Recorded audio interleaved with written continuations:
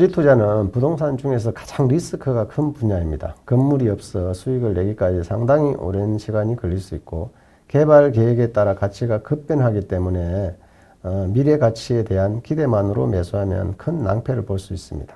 사지 말아야 할 땅의 조건과 현장 및 정보 조사를 해서 체크리스트를 정리해 드리겠습니다. 자, 첫 번째로서는요, 규제 지역 또는 개발 제한 구역입니다. 그린벨트인데요, 개발 제한 구역이죠.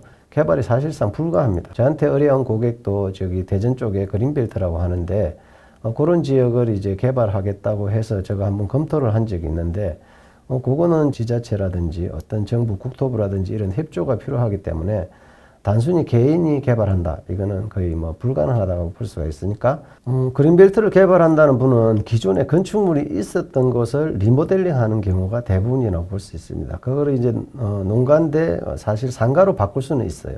왜냐하면 그게 이제 이축권, 건축권 이런 게 있거든요. 권리가 있어요. 그런 권리를 사서 개발한다면 불가능한 것은 아닙니다. 그리고 일부 이제 경기도 쪽에 창고를 그린벨트에 많이 지어가지고 임대를 하고 있는데 사실상 여기는 사업자가 안 되거든요. 한마디로 불법 건축물들이라고 볼 수 있습니다. 이거는 이제 임대할 때도 상당히 주의를 하셔야 되는데 그거를 짓는 사람들은 또 부축이겠죠. 당연히 땅을 팔아야 되니까.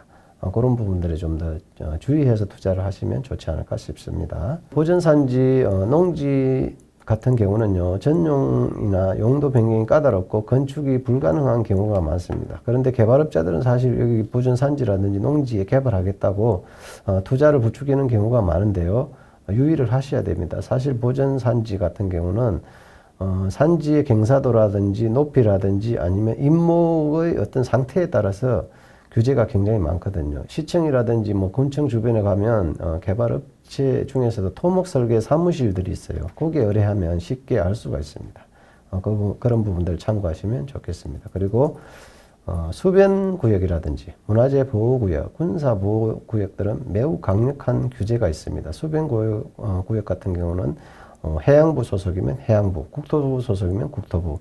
이런 이제 어떤 법적인 그 규제가 있기 때문에 이 규제를 뚫을 수 있느냐, 이런 게 이제 관건이라고 볼 수 있고요. 문화재 같은 경우는 문화재청에서 관여를 하고 있기 때문에 문화재 보호구역 같은 경우도 굉장히 건축하기도 까다롭고 허가받기도 굉장히 까다롭습니다. 그리고 땅을 파다가 문화재가 나왔다.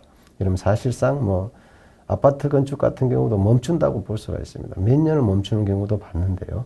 이런 경우 개인들이 개발하기 어려우니까 꼭 전문가들과 상의를 통해서 개발했으면 좋겠고, 군사보호구역 같은 경우도 사실 뭐 해당 부대장들의 동의를 받아야 건축이 가능하다고 볼 수 있는데, 요즘은 조금 건축이 이제 조금은 상대적으로 좀 쉬워졌는데, 그렇다 하더라도 이게 지금 지자체 장으로 좀 이제 그 권한이 넘어왔는데, 그래도 결국은 지자체 장의 허가를 받아야 된다. 이렇게 본다면 좀 매우 강력한 규제라고 볼 수가 있겠죠. 그리고 두 번째로서는 형질이 나쁜 땅인데요. 맹지 같은 경우는 도로에 접하지 않는 땅인데 단 1cm라도 접하지 않은 땅은 맹지라고 볼 수가 있습니다. 그림상으로 봤을 때 도로가 있는데 이렇게 생각해서 오판하는 경우가 많거든요. 근데 지적도 상으로도 접해야 되고요. 현황상으로도 있어야 되고요.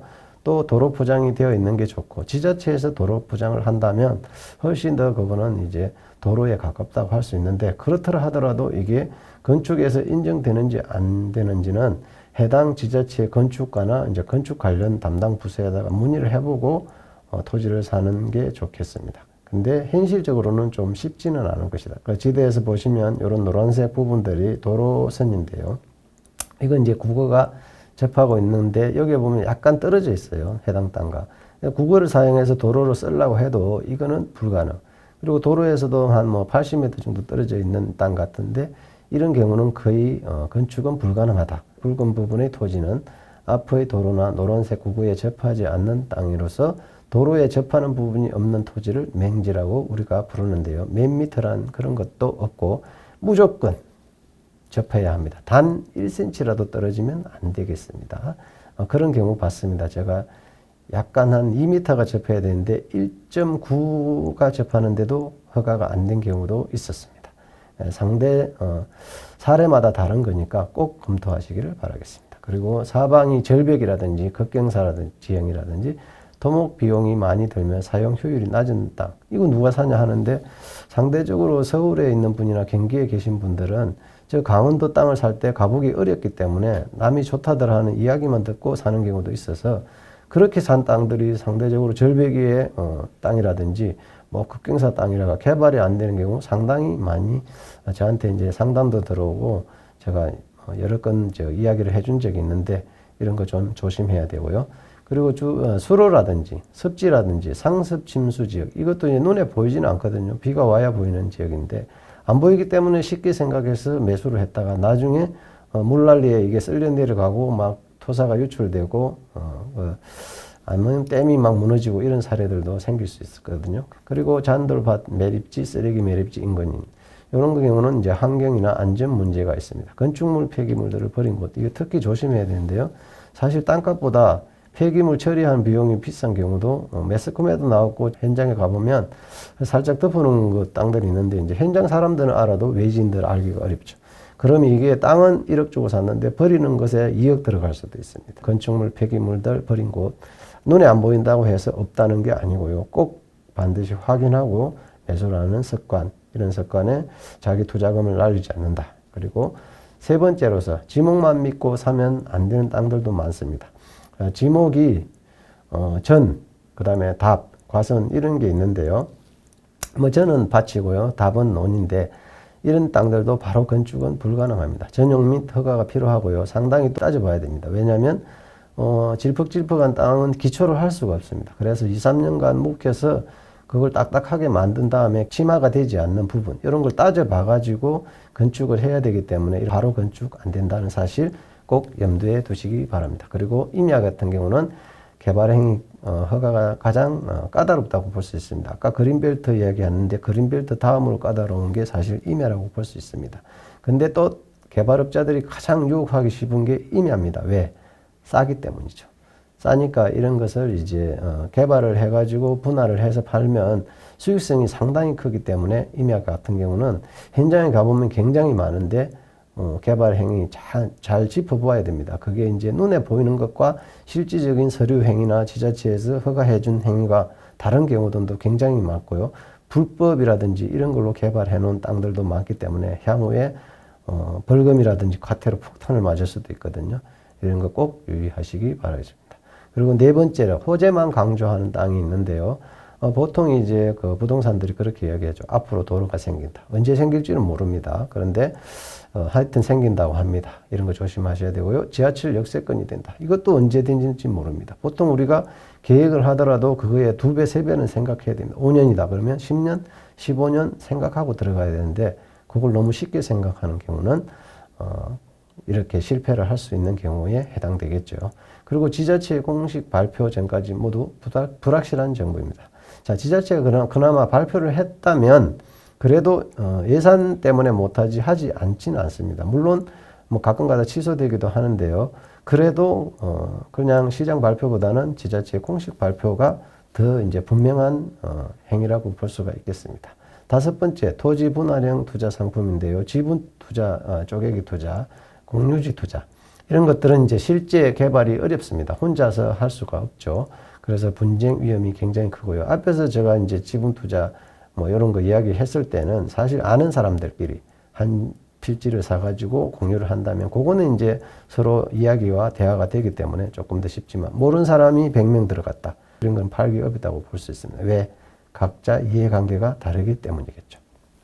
그리고 소유권은 있지만 실사용권이 없는 땅에 속을 수도 있습니다. 왜냐하면 소유권이 있지만 실사용권이 없는 땅이란 그건 과연 무엇일까? 현장에 가보면 가끔씩 땅과 이제 건축물이 소유주가 다른 경우가 있습니다. 이런 때는 이제 꼭 확인하셔야 될 게 지상권이 언제까지 있는 건지, 지상권의 존속 기간이 있는 건지를 잘 봐야 됩니다. 이게 평생이라든지 30년이라든지 이런데 땅은 샀지만 내가 행위를 할 수가 없습니다. 왜? 건축물을 가진 소유주가 땅 소유주에게 원하는 대로 해주지를 않을 거기 때문에. 왜냐하면 건축물은 건축물 사용 수익권이 있기 때문에 거기서 수익을 내려고 하기 때문에 땅 소유주가 땅을 판다고 해도 그 건축물 소유자는 동의하지 않을 거기 때문에 잘 보셔야 된다. 이렇게 말씀드리겠습니다. 단순히 여러분들이 이제 쉽게 생각하는 게 위성지도나 중개인 말만 믿거나 뭐 그 현지인의 말만 믿고 투자를 하는 경우가 있는데요. 그것보다는 직접 발로 뛰어봐야 됩니다. 일단은 아까 말했죠. 도로 접합 여부, 진입로 존재. 눈으로 최소한 확인을 하고 들어가는 게 좋습니다.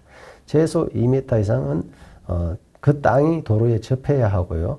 그 도로폭은 4m 이상이 되는 게 좋습니다. 보통 3m 정도면 우리가 이제 걸린 상가, 일종 걸린 상가나 아니면 주택 정도밖에, 단독주택 정도밖에 짓지를 못합니다.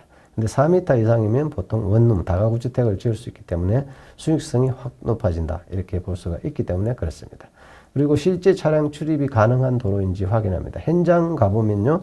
실제 지적도상 도로와 현장 도로가 다른 경우가 엄청나게 많습니다. 그리고 권리관계도 복잡하기 때문에 이런 부분들을 토목설계사무소는 미리 다 동의를 받아오라고 합니다. 실제 내 눈에는 있는데 왜 안 될까? 그게 바로 이런 차이 때문입니다. 왜냐하면 지적상과 현황상의 차이가 있기 때문에 그런 부분들은 꼭 반드시 확인하고 검토해서 땅을 사는 게 좋지 않을까 싶고요.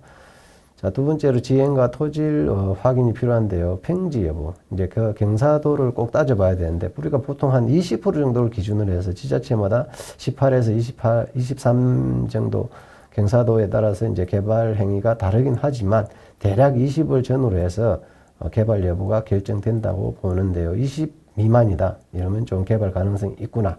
이렇게 판단하시는 게 좋겠습니다. 그리고 토사 유실 여부도 확인합니다. 왜냐하면 요즘 워낙 환경, 기후 때문에 산사태가 너무 많습니다. 그래서 나무도 좋고 숲도 좋고 물도 좋은데 이런 땅이 여름에 가면 홍수가 나가지고 쓸려 내려가 버리면 여러분의 재산상의 엄청난 손실과 또 보상도 해줘야 될 경우가 생기기 때문에 이런 여부 꼭 확인하셔가지고 그런 경우에 해당되지 않는 땅을 구입하시는 게 좋지 않을까 싶습니다. 그리고 땅이 질퍽하거나 습한지도 꼭 체크를 해 봐야 됩니다. 땅에 따라서 이제 지하에서 물이 유출되는 경우가 상당히 많거든요. 이런 경우 반드시 체크해 보시고요. 세 번째, 주변 환경도 잘 보셔야 됩니다. 전봇대, 수도, 오수관, 가스 등 인프라가 설치되어 있어야 건축이 가능하다고 볼 수 있습니다. 이 인입이 상대적으로 건축비보다 많은 경우도 봤습니다. 배수로 하나 뚫기 위해서 몇 천만 원에서 몇억 원 들어가는 경우도 있으니까요. 그리고 전봇대가 없어서 이제 거기까지 전선을 끌어오려면 한전에서도 일반 정해진 예를 들어서 100m까지는 해주고 그 이상은 자기 돈을 자비를 들여서 해야 되는 경우가 있기 때문에.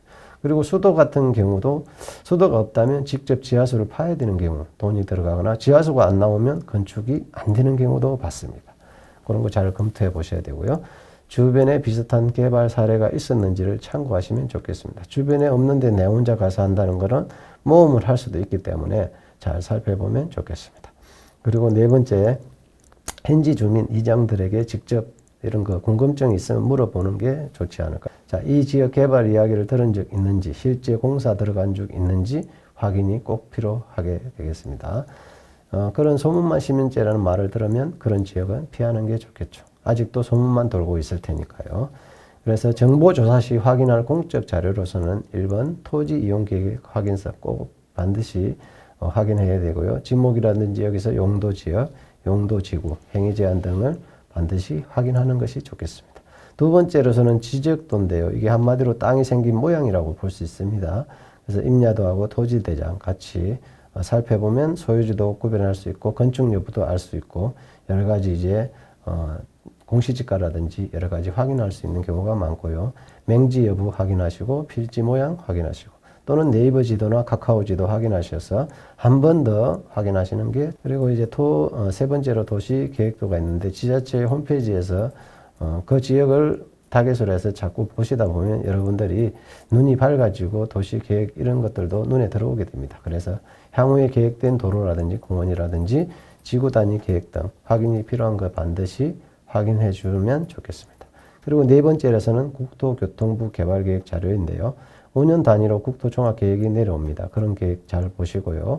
광역교통계획들, 도로가 어떻게 형성되고 만들어질 것인지에 대한 계획들도 잘 보시고 공식 확정된 개발 정보만 믿으시면 여러분들이 좀 실패를 줄일 수 있지 않을까 생각합니다. 다섯 번째로 등기부 등본을 꼭 확인하셔야 되는데요. 소유자를 반드시 확인하시고 건저당, 가압류, 그런 권리가 어떤 게 설정되어 있는지 여러분들이 확인하셔야 되는데 가끔씩 이런 게 있습니다. 가등기가 걸려 있습니다. 이게 소유권 청구 가등기 같은 경우는 소유권을 뺏길 수도 있습니다. 재판에서 진다면. 근데 이제 담보 가등기 같은 경우는 사실 건재당하고 비슷하기 때문에 이거는 누군가 소유주나 매수자가 없앨 수가 있기 때문에 상대적으로 좀 위험도가 낮다고 볼 수 있습니다. 자, 이런 말 하는 중개사는 주의를 해야 됩니다. 여기 곧 땅값 2배 된다더라. 이런 정보들은 카드라 정보 꼭 주의를 하시면 좋겠고요. 자, 공무원이 알려준 비밀 정보다. 이것도 저한테만 알려주는 정보가 아니고 시장에서 다 알려줍니다. 사실은 이런 비밀 정보 별로 존재하지 않습니다. 자, 여기 도로 계획 확정됐다 하더라도 연도라든지 예산이라든지 꼭 확인하시고 들어가는 게 좋을 것이고, 이거 VIP만 들어오는 정보다. 이런 정보 한마디로 찌라시라고 볼 수가 있겠습니다. 주식시장에 있는 정보나 부동산 시장에 있는 정보 찌라시는 사실상 믿을 게 못 된다. 그냥 카드라 정보라 이렇게 생각하시면 좋겠습니다. 이런 식으로 불확실한 미래 가치만 강조, 현재 가치 규제사항 해당 설명을 생략한다면 신뢰하기가 어렵겠죠. 그럼 꼭 이런 좋은 정보, 필요한 정보, 반드시 알아야 할 정보만 전달해주는 그런 부동산을 상대하는 게 좋지 않을까 싶습니다. 자, 결론. 토지는 확실한 현재 플러스 가능한 미래를 보고 사야 하겠습니다. 토지 보유 기간은 길고 유동성이 굉장히 낮습니다. 그래서 규제가 없는가, 도로가 있고 현실적 이용 가능성이 있는 이런 세 박자가 모두 받는 조건을 갖춘 토지를 사시는 게 좋겠고요. 남이 돈 벌었다는 말에 배 아프거나 혹하지지 마시고 공적 자료, 현장 조사, 보수적 판단으로 접근하시는 게 좋지 않을까 싶습니다.